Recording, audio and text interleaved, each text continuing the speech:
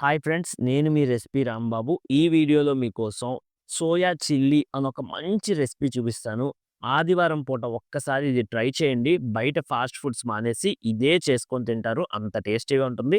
సింపుల్‌గా ఎక్స్‌ప్లెయిన్ చేస్తాను. కొత్త వాళ్ళు సబ్స్క్రైబ్ చేయండి ఫ్రెండ్స్. చిన్న యూట్యూబర్‌ని కొంచెం ఎంకరేజ్ చేయండి. ముందైతే ఒక కళాయి తీసుకోండి. దాన్ని మీడియం ఫ్లేమ్‌లో పెట్టుకొని పావు కళాయి దాకా ఇలా వాటర్ వేసేసుకోండి. వాటర్ బాగా వేడెక్కిన తర్వాత స్టవ్‌ని మీడియం ఫ్లేమ్ నుంచి లో ఫ్లేమ్ మార్చుకొని ఇలా సోయా చంక్స్ అన్నీ వాటిలో వేసేసుకోండి. గుర్తుపెట్టుకోండి, ఎక్కువ వాటర్ వేయక్కర్లేదు. పావు కళాయి వరకు వేస్తే చాలు. అండ్ ఈ సోయా చంక్స్‌ని ఇప్పుడు నేను చూపిస్తాను చూడండి. ఇలా నురగ వచ్చే వరకు వాటినైతే బాయిల్ చేసుకోవాలి. ఇలా నురగ ఎప్పుడైతే తేలుతదో మనం ఒక్కసారి వీటిని ఇలా కలుపుతూ అన్ని చంక్స్ ఉడికాయా లేదా చెక్ చేసుకొని స్టవ్ అయితే ఆపేసుకోవాలి. స్టవ్ ఆపేసిన తర్వాత ఇవన్నీ ఇలా ఒక జాలీలోకి తీసుకొని నీళ్లు వడకట్టించుకోవాలి. ఈ స్టెప్స్ ఇంత స్లోగా ఎందుకు చెప్తున్నానంటే, మనం ఏ రెసిపీ సోయాతో చేయాలన్నా ఈ స్టెప్స్ కరెక్ట్‌గా ఫాలో అయితేనే సోయా కరెక్ట్‌గా బాయిల్ అవుతదనమాట. ఇప్పుడు ఆ సోయాని తీసుకొచ్చి ఒక కూల్ వాటర్‌లో వేసుకొని వాటిని ఇలా ఒక 2 నిమిషాలు మనం బాగా ముంచిన తర్వాత ఇక్కడ చూపిస్తున్నట్టు ఇలా లైట్‌గా స్క్వీజ్ చేసి వాటర్ అంతా బయటకొచ్చేలా చేసుకోవాలి. ఇలా వేడి నీళ్ళల్లో ఉడికించిన సోయా చల్లనీళ్ళల్లో కాసేపు నానబెట్టి ఇలా స్క్వీజ్ చేసుకొని ఒక గిన్నెలో తీసుకోండి. దీంట్లో మనం పావు టేబుల్ స్పూన్ ఉప్పు, పావు టేబుల్ స్పూన్ అల్లం వెల్లుల్లి ముద్ద, ఒక టేబుల్ స్పూన్ నిండా టమాటో సాసు వేసుకోండి. దీంతో పాటు ఒక టేబుల్ స్పూన్ మొక్కజొన్న పిండి కూడా వేసేసుకోండి కార్న్ ఫ్లోర్. పావు టేబుల్ స్పూన్ పసుపు వేసేసిన తర్వాత వీటిని శుభ్రంగా కలపండి. అయితే కార్న్ ఫ్లోర్ ఫస్ట్ మనం ఒక టేబుల్ స్పూన్ ఏసాం కదా!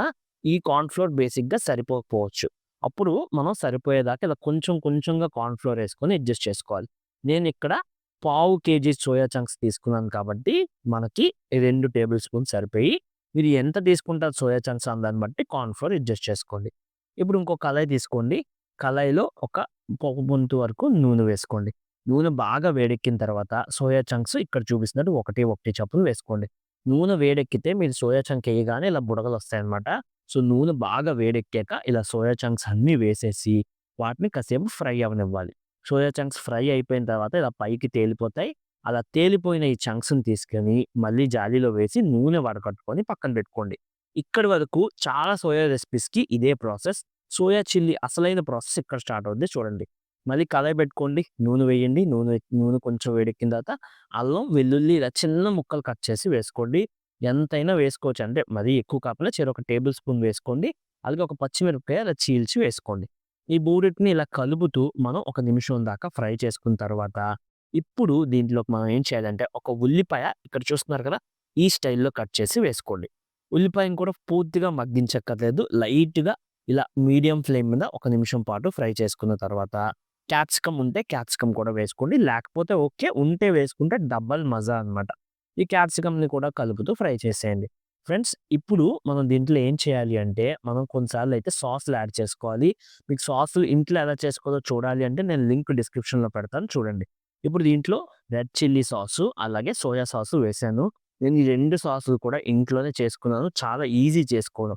ఒకవేళ లేదు అనుకుంటే మీరు సూపర్ మార్కెట్‌లో చిన్న చిన్న ప్యాకెట్స్ ఉంటే అవైనా తెచ్చి వేసుకోవచ్చు. ఇప్పుడు దీంట్లోకి కరెక్ట్‌గా ఒక 50 ఎంఎల్ వాటర్ వేసుకొని వీటన్నిటిని ఇలా కలుపుతూ ఒక 2 నిమిషాలైతే వదిలేయాలి. 2 నిమిషాలు వదిలేసిన తర్వాత ఇలా చిటపటలాడుతూ బుడగలొస్తుంది కదా! ఇప్పుడు దీంట్లో కొంచెం సాల్ట్ ఏసుకోండి. పావు టేబుల్ స్పూన్ సాల్ట్ వేసుకొని కలిపేసుకోండి. కలిపేసిన తర్వాత దీన్ని మళ్ళీ ఇంకో 2 నిమిషాలు వదిలేసి కార్న్ ఫ్లోర్ వాటర్ వేసుకోండి. Half teaspoon corn flour, అలాగే ఒక 20 ఎంఎల్ వాటర్ వేసేసి ఇలా కలిపి దాంట్లో ఏస్తే కొంచెం చిక్కగా వస్తదనమాట. ఇప్పుడు దీంట్లోకి మనం సోయా చంక్స్ కూడా వేసేసి వీటన్నిటిని బాగా కలపాలి. ఫ్రెండ్స్, రెసిపీ చాలా సింపుల్. నా ఎక్స్‌ప్లనేషన్‌లో లోపం ఉండొచ్చు గానీ, నేను చెప్పిన కొలతల్లో ఈ రెసిపీ టేస్ట్‌లో ఎటువంటి లోపం ఉండదు. సో, తప్పకుండా ట్రై చేయండి. మీకేమైనా డౌట్స్ ఉన్నా కామెంట్ చేయండి. వెంటనే రిప్లై ఇస్తాను. అలాగే ఫస్ట్ టైమ్ మన ఛానల్ చూస్తే చాలా రెసిపీస్ ఉన్నాయి. చెప్తున్నాను కదా! నా ఎక్స్‌ప్లనేషన్ నాకు సరిగ్గా మాట్లాడడం రాకపోవచ్చేమో గానీ, రెసిపీస్ కొలతలతో సహా పర్ఫెక్ట్‌గా చూపిస్తున్నాను. మీరు ఇంట్లో చేసుకోవడానికి చాలా బావుంటాయి. అండ్ తప్పకుండా ట్రై చేయండి. టేస్ట్ అయితే అద్దిరిపోద్ది. వీడియో నచ్చితే ఒక్క లైక్ ఏసుకోండి ఫ్రెండ్స్. ఇక్కడి దాకా చూసినందుకు థాంక్ యూ సో మచ్.